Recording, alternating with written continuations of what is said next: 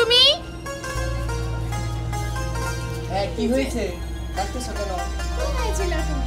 বাড়ির সামনেই তো আমি বাতাসে বসে আছিলাম, প্রচন্ড গরম পড়ছে, দেখো না। ও আচ্ছা শোনো, আমি ঘরটা সুন্দর করে ঝাড়ু দিছি, তুমি উঠানটা ঝাড়ু দাও। কি? আমি উঠোন ঝাড়ু দেব? তুমি কি পাগল হয়েছো? আর এটা কি আমার কাজ? না, বুঝলাম যে এটা তোমার কাজ না, এটা তো আমারও কাজ না। তোমারে সেই কতদিন ধরে বলতেছি যে একটা কাজের লোক এনে দাও, বাড়ির সব কাজকর্ম সে করবে। তোমার কোনো গুরুত্বই নেই আমার কথাতে। আরে আমি কি চাই তোমারে কষ্ট দেওয়ার জন্য? আমি নিজেও তো কাজের লোক খুঁজতাছি, তুমি এটা জানো না? আচ্ছা ঠিক আছে, তুমি যতদিন পর্যন্ত কাজের লোক না পাও ততদিন পর্যন্ত দুইজন সমানভাবে ভাগ করে ঘরের কাজ করব। এটা একটা কথা হইলো? এই সংসারের এই সমস্ত কাজ, এই ঝাড়ু ফাড়ু, এগুলা আমারে দিয়ে হইব না। করবে না তুমি? না, আমি করব না। করবে না তো?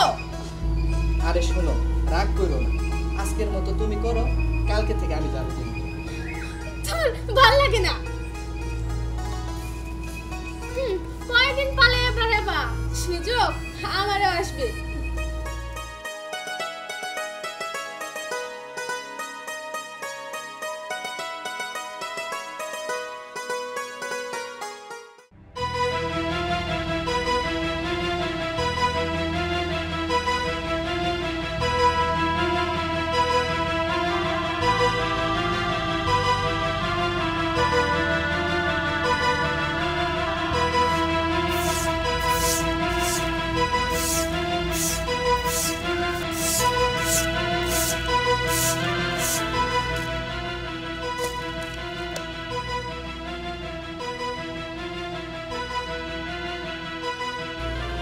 না, এখন থেকে আর একটা কাজও করবো না আমি। যতক্ষণ না পর্যন্ত বাড়িতে একটা কাজের মানুষটা আনবে ততক্ষণ পর্যন্ত আমি আর একটা কাজও করবো না। দেখবো ওনারে কে রান্না করে খাওয়ায়। গরমে আর ভালো লাগে না। এই কে তুমি? আরে চোর চোর! কিসের চোর? আরে একটা চোর ঢুকছিল ঘরে, এই যে এদিকে চলে গেল। ঠিক আছে, চলো চলো।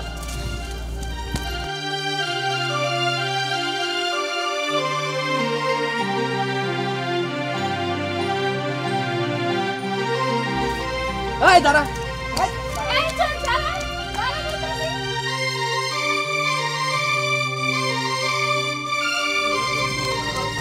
এই শালা চোরের বাচ্চা চোর, তুই আমার ঘর থেকে কি নিয়ে আইছ? দেখি ভাই, আমার কথা আগে শুনে। এই যে তোর কথা কি শুনে, এই যে এটা দেখছো, একবার কানের পট্টি গরম করে আলাবো। কি চুরি করছ? খোল বাবা, খোল। আমার বলে কি করছে? আমি নিশ্চিত যে আমার সব স্বর্ণ চুরি করে আনছে। আপনার পোলায় আমার ঘরের থেকে এই যে চুরি করে আনছে, দেখি কি চুরি করছ? এই খোল খোল। খুলতাছি ভাই।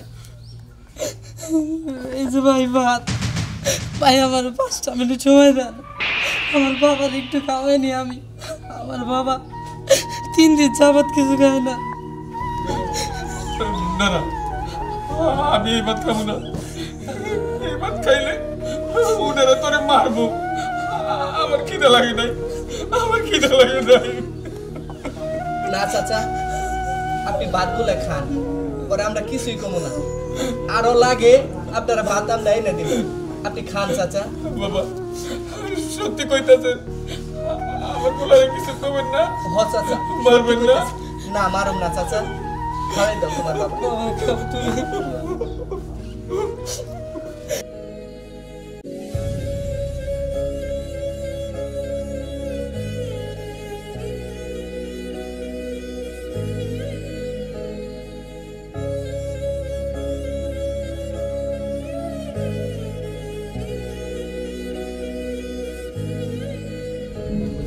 বাবা, পেট ভরে খাও তুমি।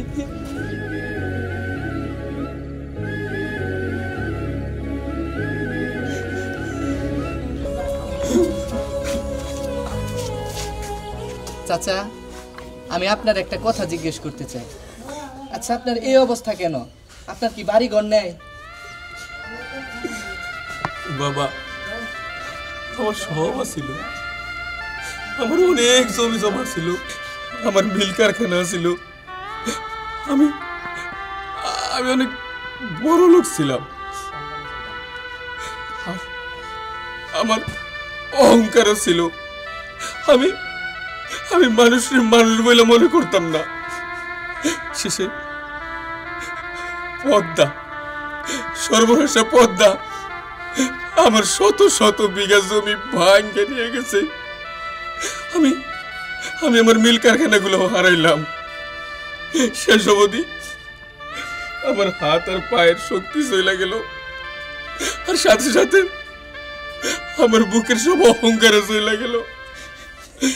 এখন আমি রোজগার করতে পারি না, ক্ষুধার জ্বালায় ছটফট করি।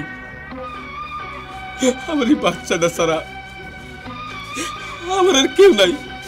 জানেন বাবা, আমার যখন সুসময় আছিল তখন আমার পাশে অনেক লোক ছিল। আমার এই অবস্থার মধ্যে তারা সবাই আমার চাইরা চলে গেছে। এখন আমার এই মাসুম বাচ্চাটা আমার খাওয়ার ব্যবস্থা করে। এই দেখেন, আপনার বাড়ি থেকে খাবার চুরি করে নিয়ে এসছে আমার জন্য। যে মানুষটা 3 দিন না খায় থাকে সেই জানে যে ক্ষুধার যন্ত্রণা কত কঠিন, ক্ষুধার যন্ত্রণা কি। চাচা, আপনি কেন্দেন না চাচা। আর শোনো, তুমি আজকে থেকে আমার বাড়িতে কাজ করবা। আর চাচা, ওর কাজের বিনিময়ে ওরে কি করা লাগে সেটা আমরা বুঝো। চাচা, আপনি কেন্দেন না, যার কেউ নেই তার আল্লাহ আছে।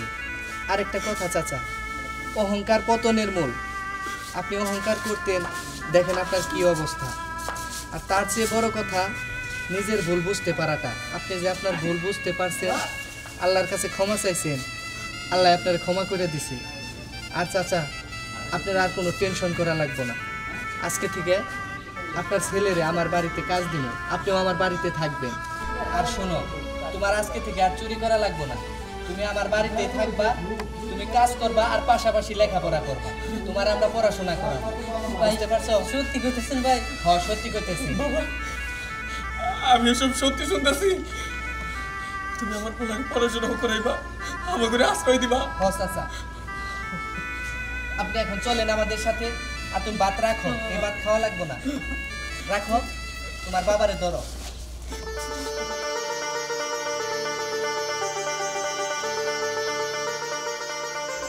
চলো।